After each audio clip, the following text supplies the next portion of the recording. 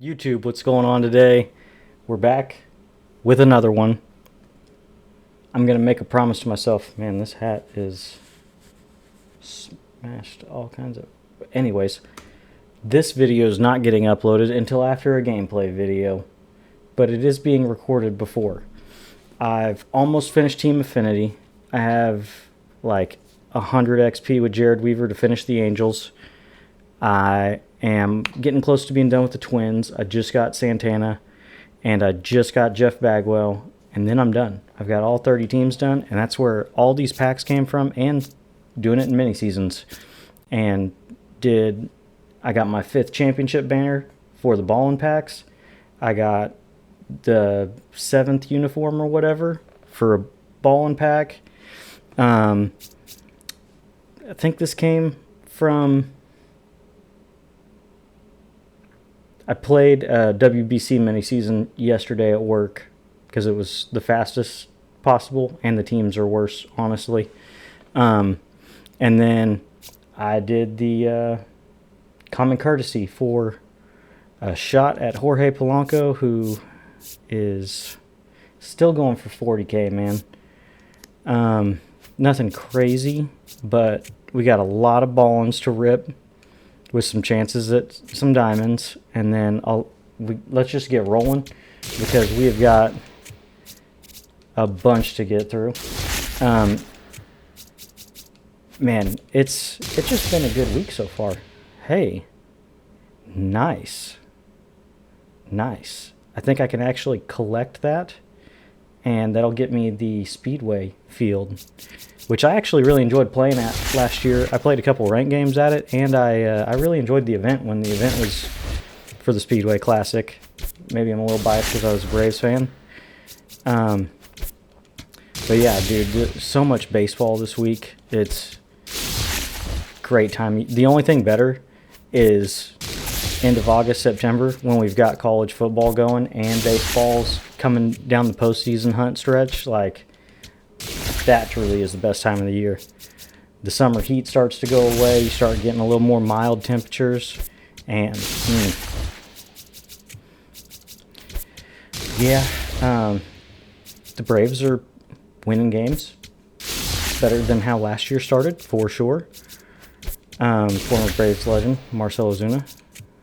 Braves legend, Austin Riley. I was talking to Gassy, who hangs out in the stream a lot. Cunha started so slow, and let me know in the comments below if you agree with my take on this. I feel like there are two things that have happened with the WBC. You have guys that, they get in a postseason environment super early and start the season red hot, and then there's some of them that seem to hit that emotional high, and then they crash super hard afterwards going into regular season baseball.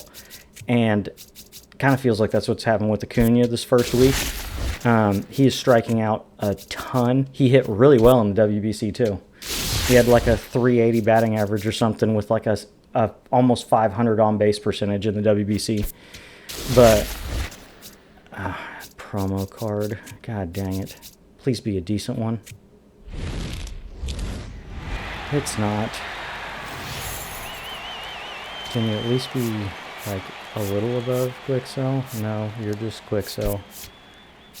But so I feel like, almost a week off after that, you slow back down really bad, and he just hasn't really got ramped up. He had a good game yesterday.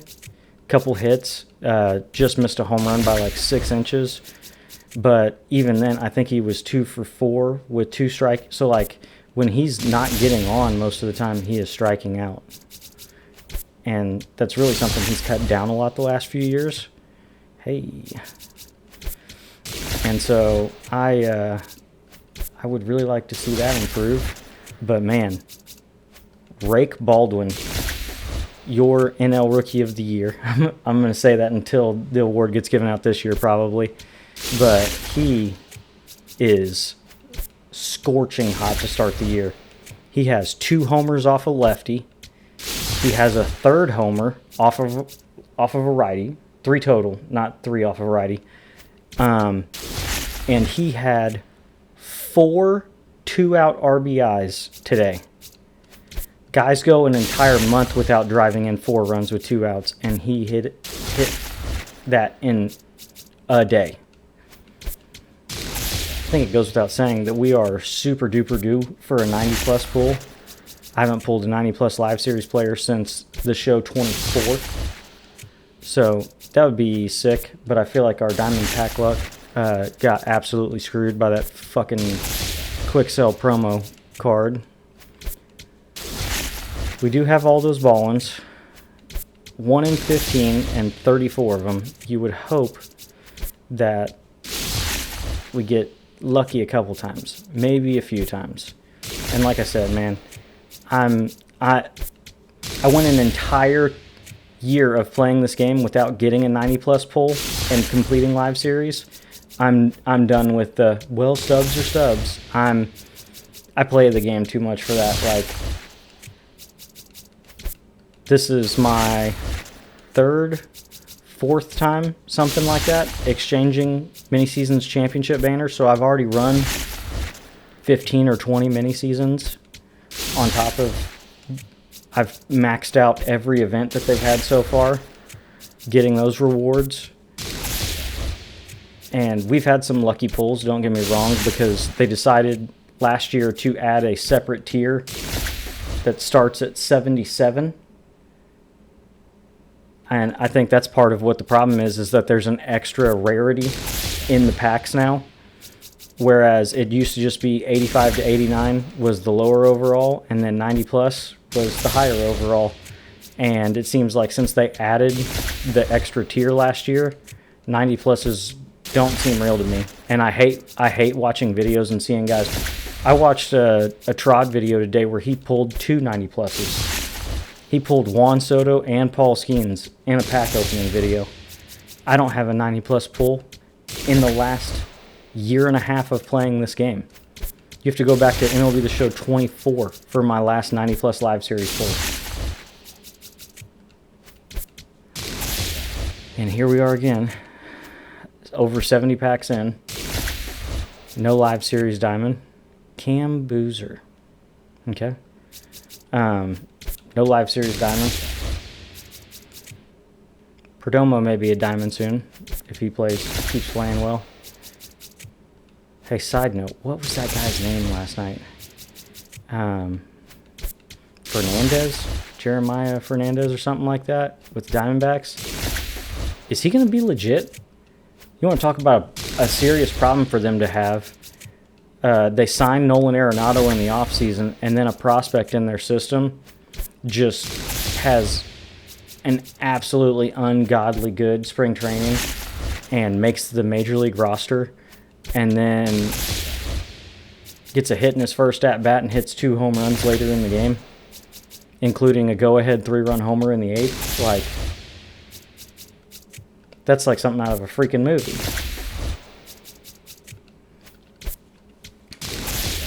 Over 80 packs in. No diamond.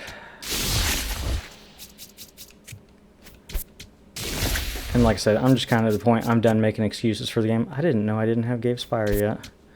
He may be a good bullpen option. I know his Live Series doesn't have a changeup, and his season awards last year did. But he's a guy that's been pretty good the last couple of years, and so I wonder if he gets a really good inside edge. The gold relievers right now are hands down the best relievers in the game, because if they're a guy that's been good for the last couple of years, their inside edges are ridiculous, on top of their beginning of the year stats already being high. I was watching Adam Samuels video today, and he faced Live Series Andres Munoz, who had 118 hits per 9, and he was playing against him on Legend. His PCI was almost non-existent. Dude, this is depressing.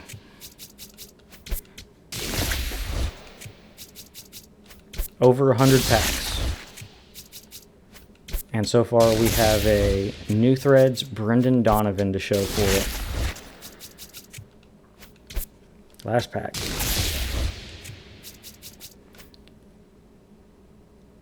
2.5 days worth of grinding, tons of the Team Affinity programs getting done, and all I have to show for that is a 2200 quick sell Brendan Donovan new threads card. Sweet. Hopefully that means they're saving good luck for the Ballin' Is a Habits. It's blue. Holy fuck knuckles. Huh. Well, that probably is enough to get me Shohei Ohtani. God damn, he's gone up too. 180K. I think that's enough to get me Shohei, and that'll complete the Dodgers. Man, that's great. Like I said, this is my first live series 90-plus pull since the MLB The Show 24, and God, does it feel good. Oh, we still got 33 more of these things. I couldn't even care less who the golds are. I just opened one and didn't even check. Spencer Schwellenbach. I hope he bounces back good this year, if he gets to pitch this year. Marcus Semien, arguably the worst second baseman in baseball the last 2 years, and he's a gold to start the year because of his defense. Oh, this feels like a pretty cold streak. Spencer Schwellenbach again.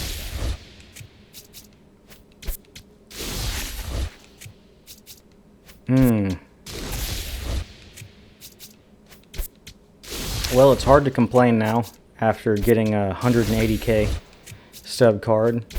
I would still really like to pull something else. Like, these have a significantly higher chance of pulling a diamond. I didn't even look at the gold.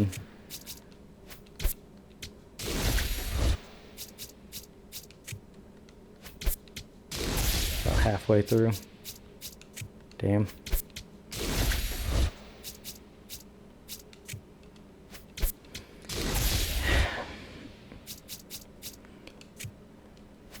You've got, like, it's gotta, your rent comes due eventually, man. And I've played so much of the show to not have gotten any kind of pull like that. And what really sucks is I would love to have J-Ram on my team.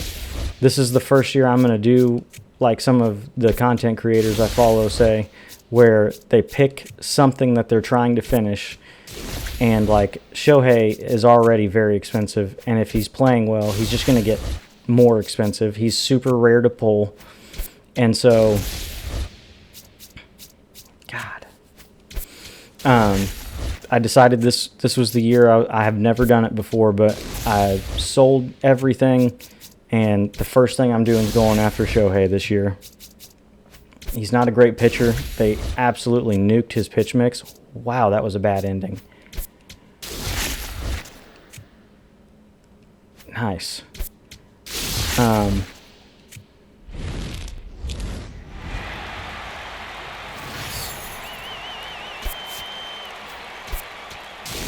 We can still get a giant pull out of this.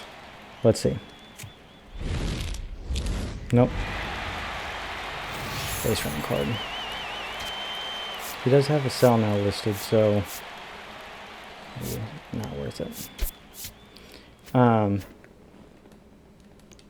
My God Squad has not changed.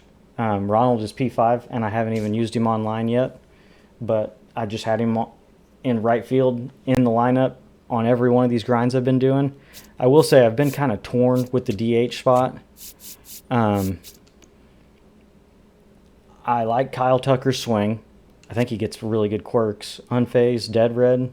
That's pretty good, especially hitting lefty-lefty. It's good to have dead red. Then you basically just have to get good timing to get good exit velos. You don't have to hit a perfect.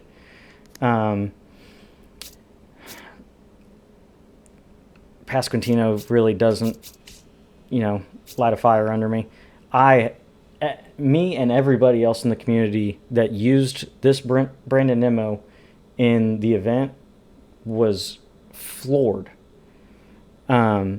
I've always enjoyed his swing, but it feels like this card is playing way above his attributes.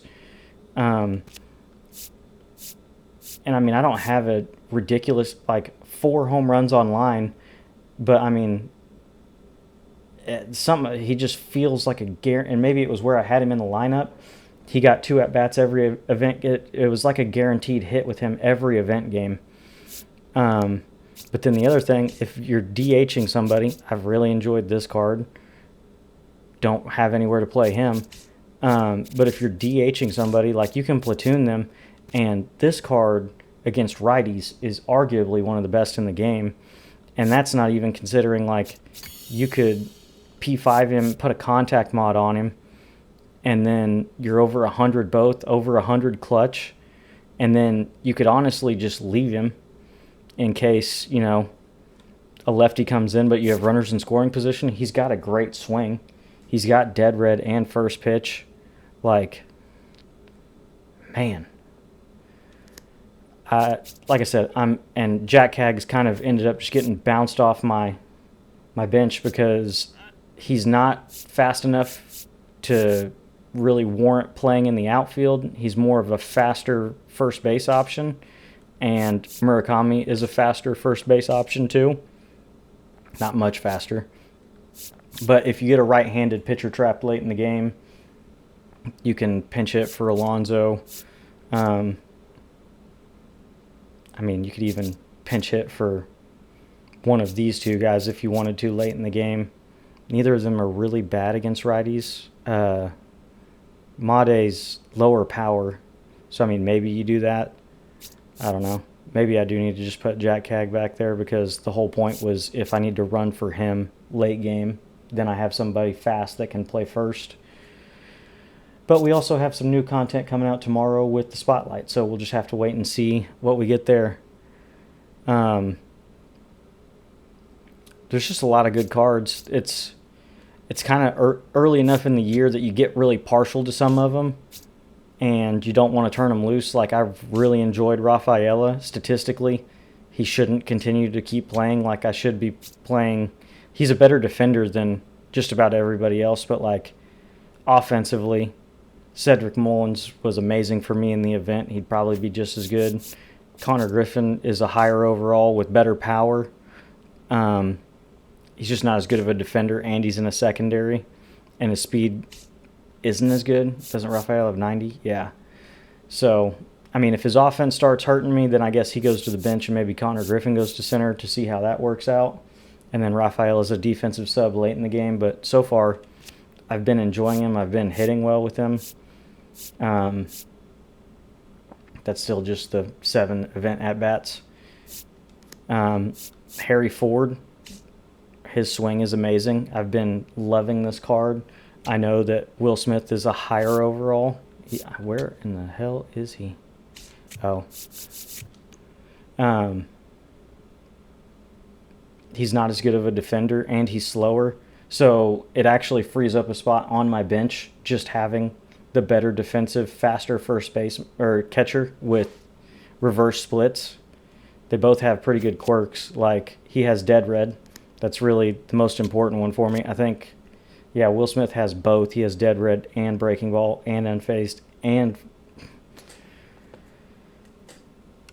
they have the same arm strength. It's the pop time for me. He's got like 15 less pop time, and he's significantly slower, 56 speed compared to 71. Like, I don't know. I also still haven't played much ranked. That's gonna probably happen now after this this video ends. I'm gonna try to play a ranked game and get that one out first before the well, maybe not, because if I sell that J-Ram and have enough to get Shohei and finish the Dodgers, then I'll have Roy Campanella. That's the other thing that I guess I didn't think about. If I get Shohei and get I won't get Roy. I would get Manny. That's my bad. Oh, I haven't gone to live series enough because I haven't pulled anything. What is Shohei going for right now? 648. Dear God. I don't have enough right now because his price has gone up $50K since the last time I looked at him.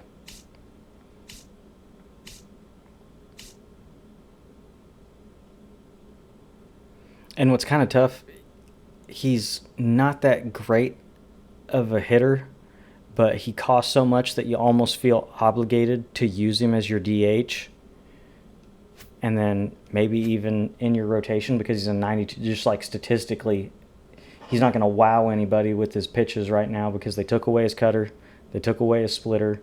They gave him back the stupid curveball that nobody ever wants to use. So he has a four-seam without outlier, a sinker, a sweeper, a curveball.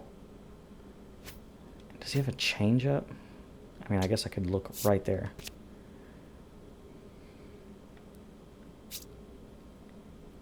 He has a slider and a sweeper. Like, just keep the sweeper and turn the slider into a cutter. And it's 88 miles an hour as well. So it's literally the cutter.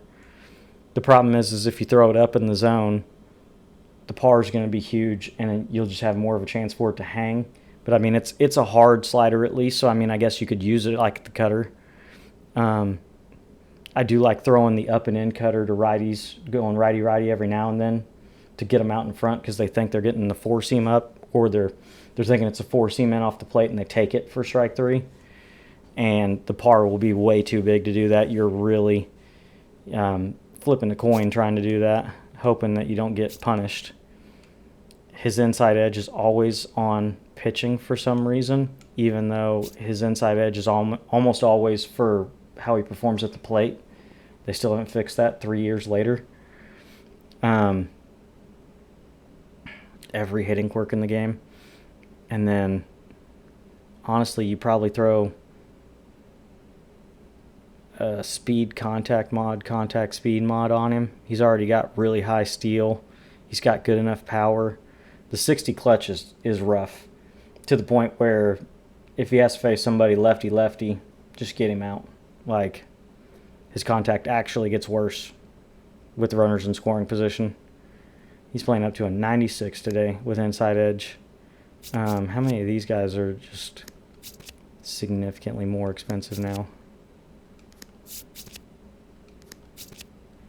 Anywho, I can't believe that we finally got our pull that we've been looking for.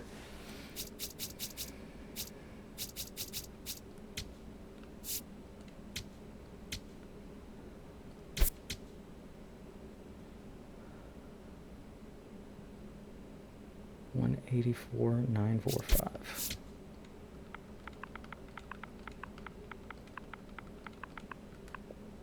$166,000 stubs.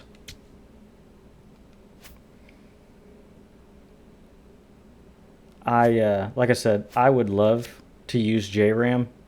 I think he's probably the best third baseman in the game right now. I love his swing, so I'm biased.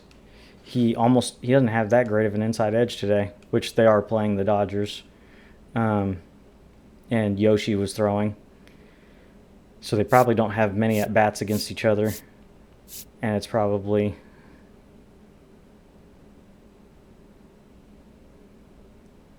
Okay, so his slug's a little down on the road, I guess, is what they're saying, because he only gets a +2.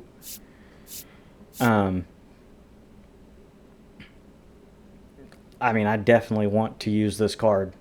Like I said, instead of it taking forever to get Shohei like it usually does, I want to try to knock that out because him and Judge feel like they're impossible to pull. Judge has gone up. He's playing up to a 95 today. +10 on his inside edge. I'm going to have to try again this year hitting with him and see if I can stomach it because he had such a good year last year. You can make him your DH and just throw a contact mod on him. And he's ridiculous. And so, man, good pack opening. Could we have used a little more? Yes, but I don't want to be greedy because we did pull... I think he's the third most expensive diamond in the game.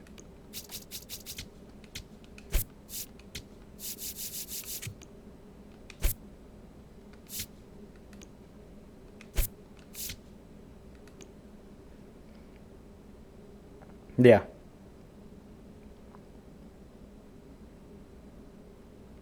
Bobby Wood's not far behind, but man, that's a great pull. And like I said, it's finally going to get a little bit of the snowball effect going. I'm sure most people feel similarly, like you can grind for a week and get 100,000 stubs and incrementally like get one card at a time, get this guy, get this guy, get this guy. It's the big ones that are 600,000 and 400,000 that feel like they take months to get. And I sure would love to be able to get this rolling, and I'd like to have Albert by the first weekend classic, but I think we're 10 days away now, so I would need another significantly large pull, if not pulling Judge or Otani themselves, to actually knock that out, because you still got Cattell, who's 140K or something like that. 129. Mason Miller is like 40K or more because he's the best reliever in the game.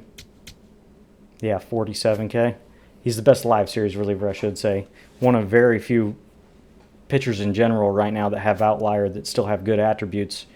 There are some of those silver live series or even a bronze that have outlier. They just don't have good attributes. Then you got Paul Skeens that's 90. But then the Mets is your last really big gatekeeper with 290 overalls, 104, and then Soto's probably even more than 108. So 200K to finish the Mets. Call it 300 to finish those two divisions. And then 400, 430, 440 to finish. That's literally the amount of stubs I have right now. And so if I pull Judge, we'll get it done. But I would definitely, if I can't get to Albert by the weekend classic, I would really like to have Roy Campanella. Because with the contact mod, I feel like this is going to be the best catcher. I've heard his swing's not great, and I'm going to be honest, I'm not paying $60,000 for Adley that I haven't really jived to his swing. He's always a push hitter against righties.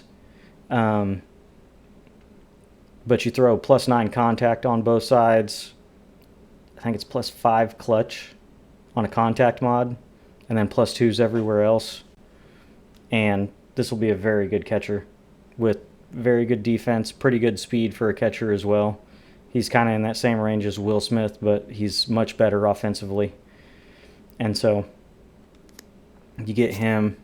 I was initially thinking this Goldschmidt was going to be awesome because he's actually not bad for an early game card. A lot of the problem that I have with these team and division rewards is that by the time you get around to some of them, they're just outpaced. Like, he's not even as good as Pete Alonso now, and Pete Alonso's a free card that you can get from 2 hours of grind in the program. And so you can spend 150K for this card, or you can spend 2 hours getting a better one with a better swing. Goldschmidt usually doesn't have a good swing. Manny, honestly, is probably just a DH. I mean, I don't know what else you do other than grind against the CPU and try to throw like a speed fielding mod on him, which would help him a ton, but at that point you're kind of splitting hairs. I'm very excited for this Mark Davis card, 125 clutch. It would be great if he had a secondary fastball. He doesn't. He does have a splitter, which I feel like helps him a little, and he does have kind of a deceptive delivery. You kind of just pitching him because of the attributes. And he does have reverse splits. He's got higher hits per nine against righties. So, anyways, that's our progress so far. Leave a like, subscribe. Thanks for coming out.